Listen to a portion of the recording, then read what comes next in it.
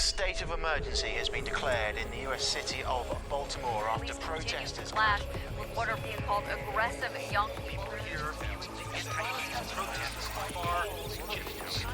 All this in the wake of today's funeral for young men who died of severe injuries while in police custody. Hello, I'm Richard Gisbert, and you're at The Listening Post. Here are some of the media stories that we're tracking this week. Why cover riots in Baltimore when there's a party in D.C.? Beijing issues a new set of rules for news online. Italy wants to reform its state-owned broadcaster. There's just no consensus as to how. And two names, just three letters, that add up to a world of difference. Last Saturday night, American media outlets had a big news story breaking in Baltimore, Maryland. Protests over the death of yet another African American at the hands of the police had turned violent. However, coverage on major news networks, CNN, along with Fox and MSNBC, was scant. The majority of those networks had their cameras trained on an event that was only 50 miles away, the annual White House Correspondent Dinner, a black tie affair where journalists and the politicians that they're supposed to cover were rubbing shoulders and clinking glasses. The local news media in Baltimore were on the story, and by the time the national media showed up, they were greeted with the same kind of resentment that they faced in Ferguson, Missouri last year, as well as complaints that they were more interested in the destruction of property than in the deprivation and the disillusionment that fueled the unrest. No news organization wants to be late to a story. Sometimes it happens, and there's nobody to blame.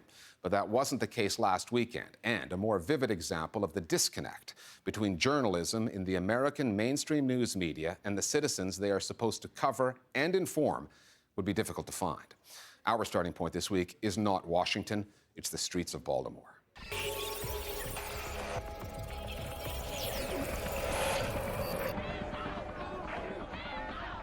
When I've talked to people as a journalist, the main thing that I'm hearing is not so much anger at the media or at myself, it's really just, please get it right. What do we want? Justice! Frustration is really with their way that they're perceived by everyone, their way that they're perceived by police officers, their way that they're perceived by judges, their way that they're perceived by journalists. They really want to make sure that they're seen as human beings.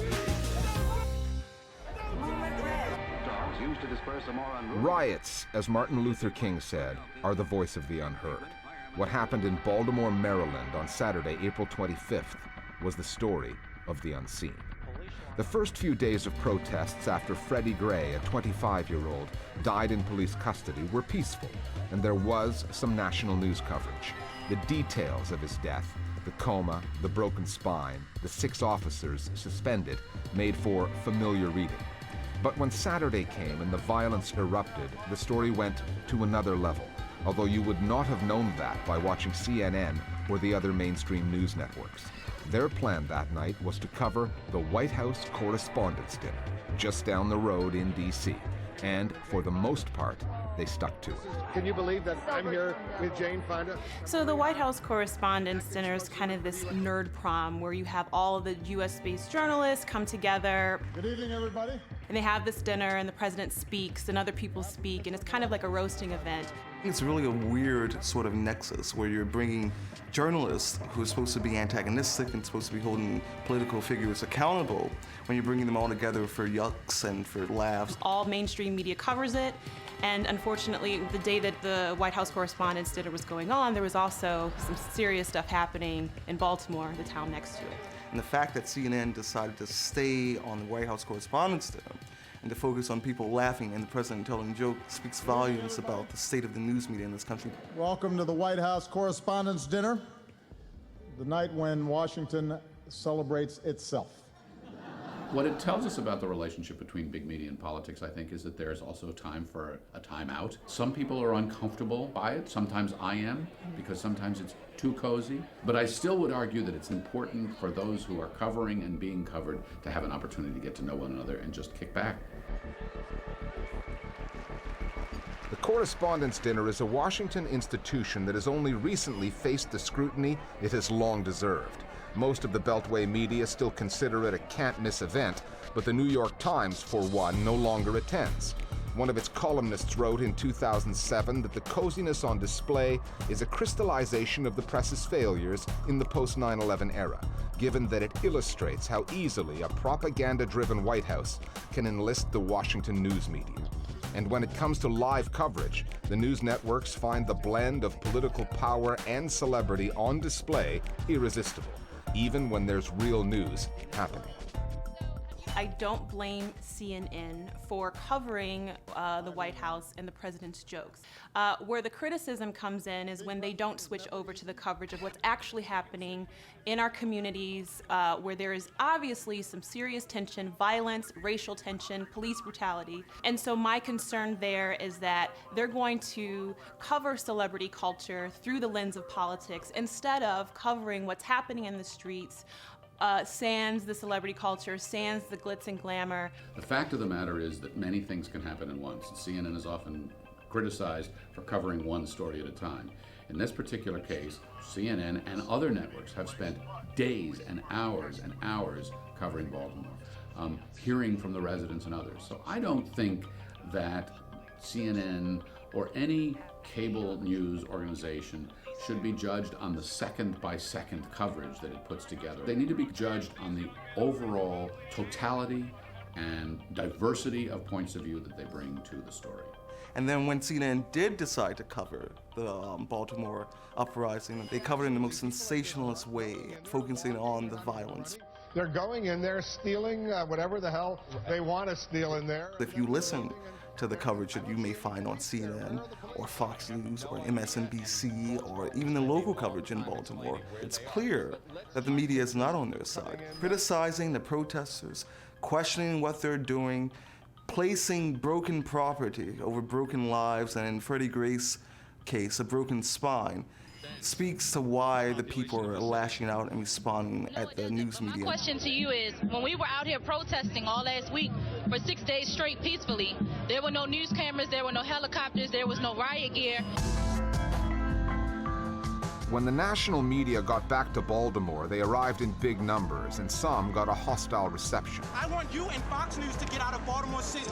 You weren't here, but you're here for the black riots that happened, right? You're not here for the death of Freddie Gray.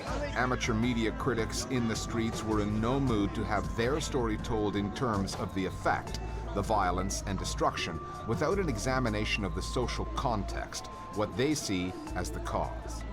Easier to consume the spectacle because it is something that we can wrap into a nice soundbite. It is something that we can wrap into a short 3-minute video that then will be posted online and shared across the nation and across the globe. So I get it, it's easy to do that. Is it necessarily the responsible thing to do as a media organization, as a corporation?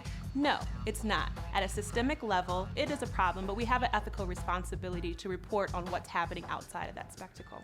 People here really want to make sure that their story is correctly recorded. So I think they've really been asking journalists to really listen to them, to try to let them say, this is my neighborhood, this is why looting happens. While we don't condone looting and we don't want it to happen in our neighborhood, here's the reason why things are happening. So I think they really want a more complex view. These newsrooms dominated by white people don't have an understanding about the issues and the situation in which black people, particularly poor black people in this country, live. You cannot count on the American media to do that for us. They would much rather rub elbows in Washington, D.C. than do their damn job and get out and cover the police oppression and the socioeconomic terror to which poor people, not just black people, but disproportionately black people, but people all across this country are subjected to. Baltimore's is a complex, multi-layered story beyond the demographics and understanding of many American newsrooms.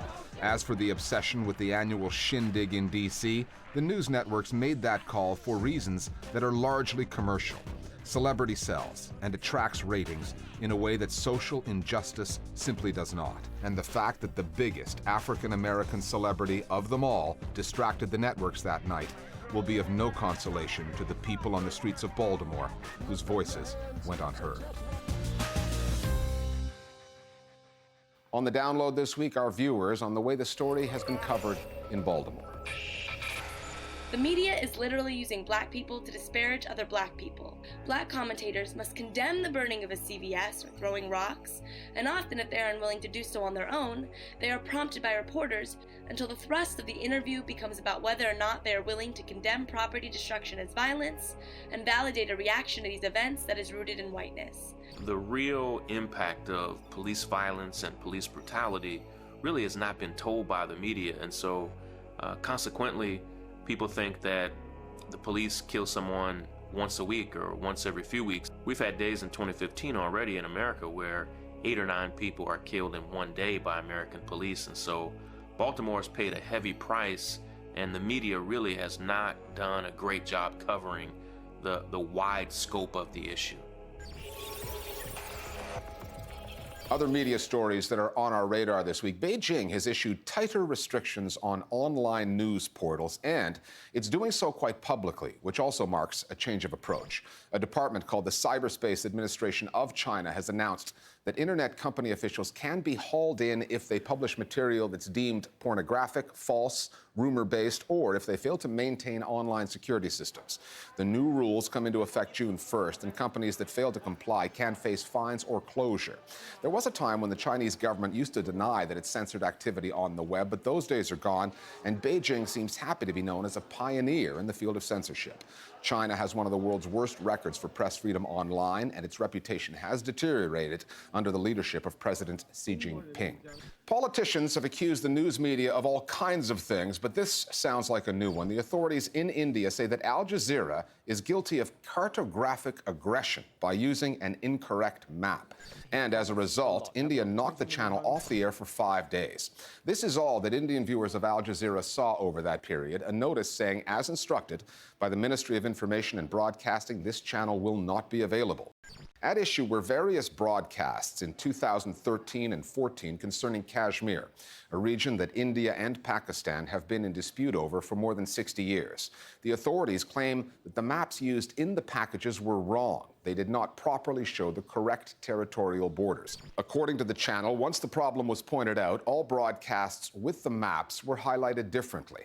Al Anstey, Al Jazeera's managing director, called the ban disproportionate, saying, "We approach India like we do any other country, showing the world the positive and the negative. We have, though, been severely hampered for too long by constraints placed upon us when trying to tell Indian stories to the world." Earlier this month, NDTV, a channel called Jai Hind, and Satlan News all went off the air temporarily for showing programs that were considered to have content that was obscene. A group of prominent novelists has bowed out of an upcoming awards ceremony celebrating freedom of expression in literature to protest the decision to honor the French magazine Charlie Hebdo. 6 authors, including Teju Cole, Michael Ondaatje, Rachel Kushner, and Peter Carey, have withdrawn from the annual PEN American Center Gala after hearing that the magazine would receive the Freedom of Expression Courage Award. Carey acknowledged that a hideous crime was committed, but was it a freedom of speech issue for PEN America to be self-righteous about? All this is complicated by PEN's seeming blindness to the cultural arrogance of the French nation, which does not recognize its moral obligation to a large and disempowered segment of their population. Andrew Solomon, the president of PEN, said, "We all knew this was in some ways a controversial choice, but I didn't feel this issue was certain to generate these particular concerns from these particular authors." 4 months ago, 12 people working for Charlie Hebdo were gunned down in their office in Paris. The deaths prompted outrage around the world, but also prompted a debate about whether the cartoons were culturally and religiously insensitive and had crossed the line.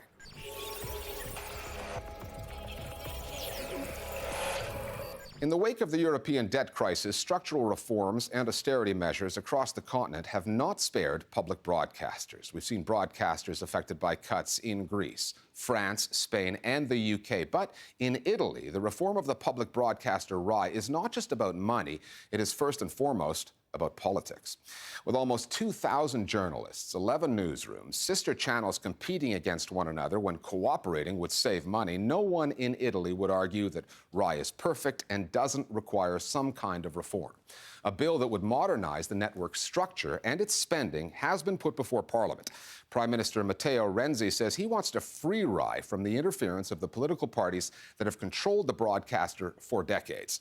But the opposition is beyond skeptical and sees a government mouthpiece in the making. The Listening Post's Paolo Ganino now from Rome on the broadcaster Italians call Mamma RAI and the plans to reform it.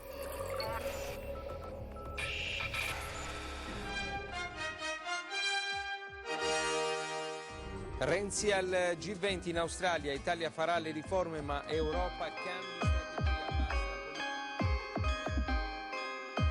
When Italians saw these images from the 2014 G20 summit in Australia, the pictures told a story, not about Prime Minister Matteo Renzi, but about the public broadcaster, RAI. Count the microphones, you'd expect one to belong to RAI. It's not one, not two, not three, but five. 5 news teams for one story. The bill, 60,000 euros. At a time of austerity, this was an issue, especially in a country where 1 in 4 households avoids paying its share of the state broadcaster funding, the TV license fee. Half of RAI budget comes from a license fee, which is effectively a tax levied on people to allow them to watch TV, not just RAI. Secondly, ad revenue. We're in crisis, so there's not enough advertising around, and some cost cutting is in order. And right now, people have a terrible opinion of the RAI license fee. It is widely reviled, also because of the populist marketing used by commercial broadcasters.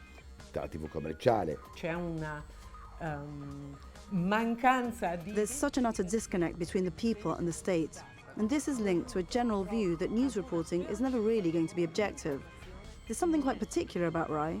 It's unique for a state television network anywhere in the world. Different channels there have been assigned to a particular political faction.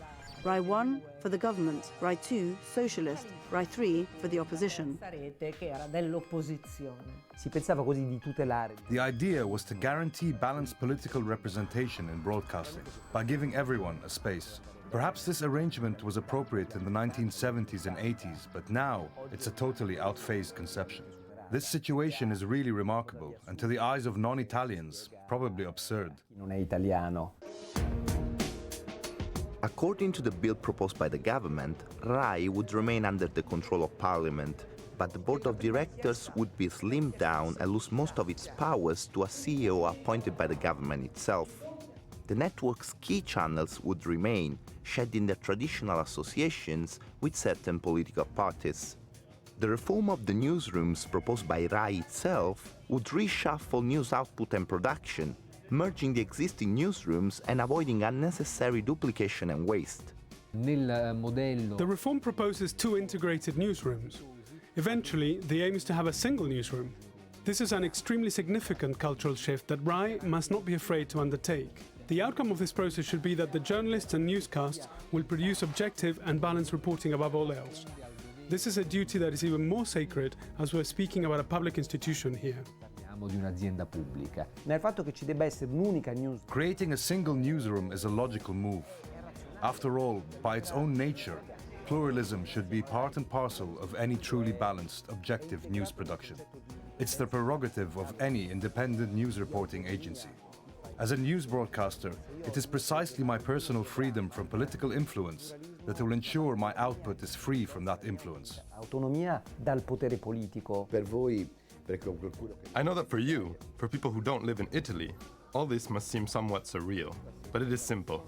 Everything stems from history. In Italy, it became clear that there was no such thing as objectivity, no such thing as truth. For us, there's only critical analysis. There can only ever be viewpoints, interpretations.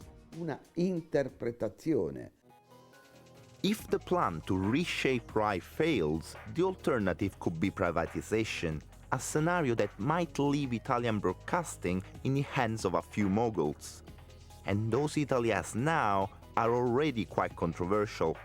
Silvio Berlusconi owns RAI's major competitor, Mediaset, and its 3 main national free-to-air channels. He served 3 terms as Prime Minister and has often been accused of manipulating the media to his own advantage. The growing player in the TV market, Rupert Murdoch's Sky, which broadcasts mainly on satellite but is trying to enter the free-to-air market. I don't think we're going to see the privatization that was predicted a few years back. There have been rumors of an alternative option which involves the sell-off of specific parts of the state broadcaster, but the news division will remain public. Privatization may be a viable option for the more marginal parts of the service, but we can't sell off the heart, the very essence of our national public television. I'm not a defender of RAI remaining a publicly funded broadcaster at all costs. I would not be upset if, say, 2 of the network's channels were sold off. I really think the crux of the matter in Italy is not the size of the state broadcaster, but rather the level of market competitiveness. So let the Rupert Murdochs and new publishers come and shake things up. Let's make that happen properly with proper regulation. As far as rye goes, I would just be happy to see it revert to its roots of innovation. Appunto di innovazione. Italians call rye the mirror of the nation. There is no other media institution in this country like it. According to the Prime Minister, the reform aims to free rye from the interference of the political parties. But some see reform as a big risk. Under the existing rules, there is at least some plurality of views within this building that make it onto the airwaves. Changing those rules, they argue, may well leave rye in the hands of this government or the next to do with it as it pleases. Tutte le TV pubbliche del mondo. All state televisions worldwide are ultimately linked to some degree to their governments. By definition, they're public institutions, and as a result, the government will always meddle to some extent. I think the real question is, what are the selection criteria being applied when recruiting management? In my opinion, there should be a bill, some kind of roadmap that would define the way in which senior management is recruited at RAI, and in the public sector in general. We could, as Prime Minister Renzi would like, hand over the management of RAI to a government-appointed CEO who would have overall power and would run the company as a private business. But who would this CEO be? What sort of qualifications would this person need in order to fulfill such a role? That's where the real issue lies. In terms of giving RAI over to the care of a truly qualified professional, or keeping it under the influence of the government. I can tell you this much. Things are going to be lively in Italy this summer. Broadcast media have become essentially the spoils of the free market wars. They have enormous value, not only in terms of revenue, but as instruments of propaganda, as purveyors of lifestyle and cultural capital. So in this context, Italy is undergoing a new beginning, establishing new foundations. The reforms could bring RAI closer to its original mission, serving the public, focusing on objective reporting, quality production, and cost efficiency to regain the trust of Italians. But implementing these reforms is not going to be easy, with the government, the political parties, and the competition all ready to have their say on the future of Italy's state broadcaster. More voices on the download now on the future of RAI on the Italian airwaves. This piece of legislation does fail to address what are still the key concerns and the key issues of the Italian public broadcasting system, namely the fact that in a different way, in a slightly different way, the executive power does still retain the control of the RAI. Una brutta abitudine per lo più tutta italiana, ovvero di lottizzazione della cosa pubblica da parte del sistema partitico, che ha portato, oltre a un'inefficienza gestionale con una moltiplicazione dei costi, anche a una mancanza di oggettività da parte dell'informazione che, se non proprio fuorviante e spesso disorientante per il singolo cittadino. Finally, back to where we started, the issue of race in America and the question, what's in a name? Plenty, because oftentimes a name can provide clues about who you are, what class you were born into, or what racial group you belong to. The difference between David, for instance, and Dante. A company called Brave New Films in California has put out a short film that explains why someone named Dante has much more difficulty getting a job or dealing with the police than someone named David. The film is called Racism is Real. It's closing in on 1 million views online. We'll see you next time here at The Listening Post.